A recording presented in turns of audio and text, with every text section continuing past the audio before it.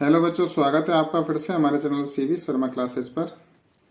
बच्चों, आप अभी तक हमारे चैनल पर नए हो, अभी तक आपने चैनल को सब्सक्राइब नहीं किया तो सबसे पहले आप चैनल को सब्सक्राइब कर लें। आज हल करेंगे हम कार्यपत्रक 67 एवं 68। देखते हैं सबसे पहले कार्यपत्रक 67। दक्षता है इसकी आकृतियों का परिमाप ज्ञात करने की समझ बना पाना। प्रश्न नंबर 1 देखते हैं। नीचे बनी आयत या वर्ग आकृतियों के परिमाप दिए गए हैं। इन आकृतियों की भुजा ऑब्लिक चौड़ाई की लंबाई ज्ञात कीजिए। पहला है बच्चों, ये हमारे वर्ग दिया हुआ है और इसका परिमाप दिया हुआ है 20 सेंटीमीटर। 20 सेंटीमीटर की ये चारों भुजाएं हैं। अब हमें एक भुजा की नाप निकालनी है, तो एक की नाप निकालने के लिए हम भाग देंगे 4 का, तो 4 पंजा 20, यानी हमारी जो एक भुजा है वो 5 सेंटीमीटर की हो जाएगी। ये ऊपर का जो हमारा है परिमाप 20 सेंटीमीटर में दिया हुआ है, तो ये माप भी हमारी किस में आएगी, सेंटीमीटर में, यानी 5 सेंटीमीटर की ये भुजा हो जाएगी एक।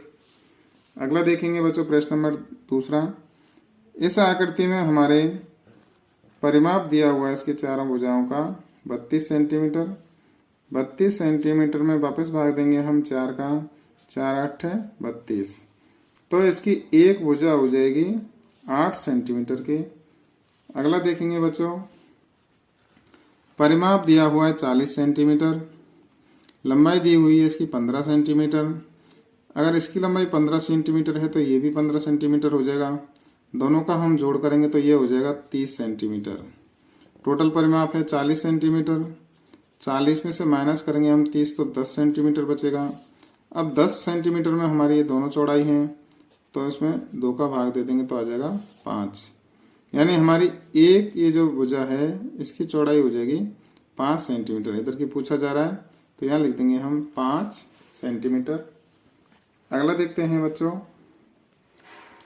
अगली हमारी ये जो आकृति है इसका परिमाप दिया हुआ है 28 सेंटीमीटर। 28 सेंटीमीटर में अगर 4 का भाग देंगे तो 4 सत्ते 28, तो इसकी एक जो हमारी भुजा है वो हो जाएगी 7 सेंटीमीटर की। अगली आकृति देखते हैं, इसका परिमाप है 48 सेंटीमीटर। चारों भुजाओं का जो परिमाप है वो है 48 सेंटीमीटर। 48 सेंटीमीटर में हम 4 का भाग देंगे तो 4 एकम 4 और 4 दूनी 8, यानी 12 बार जा रहा है। तो इसकी एक भुजा की अगर माप की हम बात करें तो एक भुजा हो जाएगी हमारी 12 सेंटीमीटर की। अगला देखते हैं बच्चों, ये हमारी 15 सेंटीमीटर दी हुई है और परिमाप 42 सेंटीमीटर दिया हुआ है। ये अगर लंबाई 15 सेंटीमीटर है तो इसकी भी लंबाई 15 सेंटीमीटर होगी, तो ये हो गया 30 सेंटीमीटर और टोटल परिमाप है 42 सेंटीमीटर। माइनस करेंगे कितना बचेगा, 12 सेंटीमीटर। अब 12 सेंटीमीटर में दोनों चौड़ाई आएंगी, दो भुजाओं की, तो भाग देंगे 2 का, तो 2 छकी 12, यानी एक जो हमारी भुजा की चौड़ाई है वो कितनी हो जाएगी, 6 सेंटीमीटर। ये पूछा जा रहा है तो ये हो जाएगा 6 सेंटीमीटर। अगला देखते हैं बच्चों, प्रश्न नंबर 2। अनीता और अंकिता में दौड़ का मुकाबला होता है। अनीता 65 मीटर भुजा वाले वर्गाकार मैदान के चारों ओर दौड़ लगाती है, जबकि अंकिता 35 मीटर लंबाई और 25 मीटर चौड़ाई वाले मैदान के चारों ओर दौड़ती है। दोनों मैदानों का उपयुक्त पैमाना लेकर चित्र बनाइए। देखिए, ये हमने एक वर्गाकार आकृति बनाई और ये 65 मीटर दौड़ रही, तो इसकी चारों भुजाएं हो जाएंगी 65 मीटर की। ये हमने एक आयत बनाया क्योंकि इसमें इसकी लंबाई 35 मीटर है और चौड़ाई 25 मीटर है, तो इसकी आकृति बनाई हमने आयत की। तो ये तो हो गई 35 मीटर की लंबाई और चौड़ाई हो गई इसकी 25 मीटर की दोनों। अब प्रश्न कह रहा है, अनीता द्वारा दौड़ में तय की गई दूरी। अनीता ने कितनी दूरी तय की, तो वो 65 मीटर की एक उसकी भुजा है, तो 4 गुणा 65 करेंगे तो यानी 260 मीटर की उसने दूरी तय की। अंकिता द्वारा दौड़ में तय की गई दूरी, अंकिता का निकालना है हमें, तो इसका निकालेंगे 2 गुणा 35 प्लस 25, 35 और 25 प्लस करेंगे तो ये हो जाएगा 60, यानी 2 गुणा 60, तो इसने दूरी तय की 120 मीटर की। अब प्रश्न पूछा जा रहा है कि दोनों में से किसने ज्यादा दूरी तय की और कितनी? अंकिता ने दूरी तय की 260 मीटर, सॉरी अनीता ने 260 मीटर और अंकिता ने तय की 120 मीटर। तो ज्यादा किसने की? अनीता ने। तो अनीता ने कितनी दूरी ज्यादा की? 260 माइनस 120, यानी 140 मीटर दूरी ज्यादा तय की। तो ये हल किया बच्चों हमने कार्यपत्रक 67। चलिए अब हल करते हैं कार्यपत्रक 68। दक्षता है इसकी आकृतियों का क्षेत्रफल ज्ञात करने की समझ बना पाना। पहला है प्रश्न, कक्षा में शिक्षक ने विद्यार्थियों को एक गतिविधि करने को दी। विद्यार्थियों को 10 सेमी लंबे एवं 8 सेमी चौड़े गत्ते में से 6 सेमी लंबा और 4 सेमी चौड़ा एक टुकड़ा काटना था। रमेश, नाजिया, टीना व अब्राहम ने इसे नीचे दिखाए अनुसार अलग अलग तरीके से काटा। प्रत्येक गत्ते के शेष भाग का क्षेत्रफल ज्ञात करना है। पहला आकृति रमेश की है। रमेश ने इसमें से बीच में से काटा है। ये पूरी जो आकृति है ये 10 सेंटीमीटर लंबी और 8 सेंटीमीटर चौड़ी है।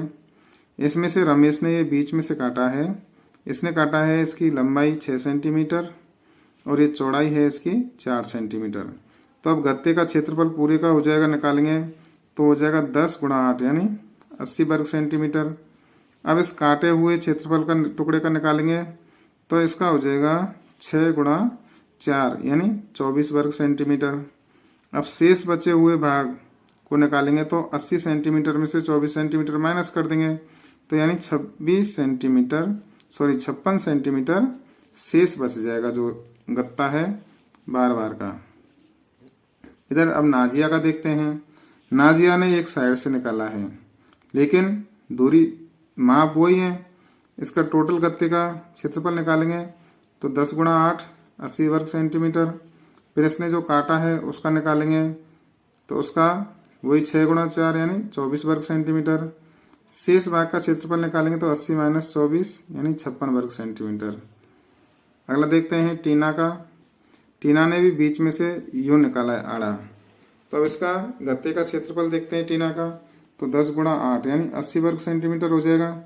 अब इसका जो ये काटा हुआ है इस टुकड़े का क्षेत्रफल देखेंगे तो 6 गुणा 4 यानी 24 वर्ग सेंटीमीटर।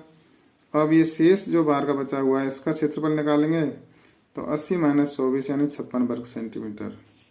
अब अब्राहम का देखते हैं। उसने नीचे से एक कोने में से निकाला है तो इसका पूरे गत्ते का क्षेत्रफल देखेंगे तो 10 गुणा 8 यानी 80 वर्ग सेंटीमीटर। अब इसके काटे हुए क्षेत्र का निकालेंगे तो 6 गुणा 4 यानी 24 वर्ग सेंटीमीटर। और ये शेष जो भाग बचा है उसका निकालेंगे तो माइनस कर देंगे 80 में से 24 तो 56 वर्ग सेंटीमीटर। अब नीचे पूछ रहा है कि इसका निष्कर्ष क्या निकाला। तो निष्कर्ष हमने लिखा सभी ने समान क्षेत्रफल का टुकड़ा काटा है। समान क्षेत्रफल का टुकड़ा काटा है और जो शेष बचा है वो भी समान ही बचा है। प्रश्न नंबर 2 देखते हैं।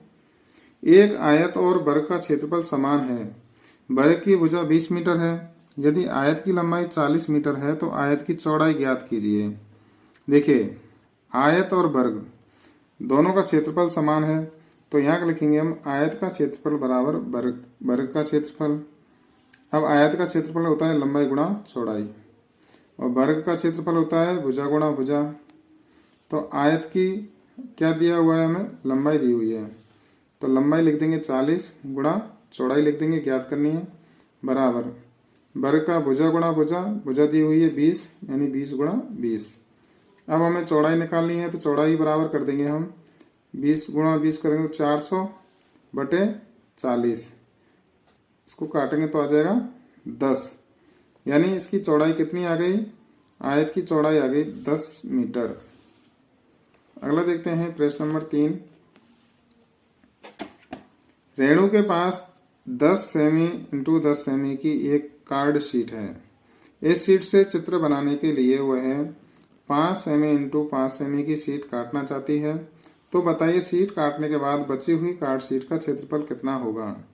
अब उसके पास जो कार्ड शीट है उसका कुल क्षेत्रफल कितना है, उसमें से माइनस करना है काटी गई शीट का क्षेत्रफल। तो शेष जो बची है उसका निकल के आ जाएगा। तो कार्ड शीट का कुल क्षेत्रफल है जो उसके पास पूरी कार्ड शीट है उसका हो जाएगा 10 इंटू 10 यानी 100 वर्ग सेंटीमीटर। और काटी गई का हो जाएगा 5 गुणा 5 यानी 25 वर्ग सेंटीमीटर आ जाएगा।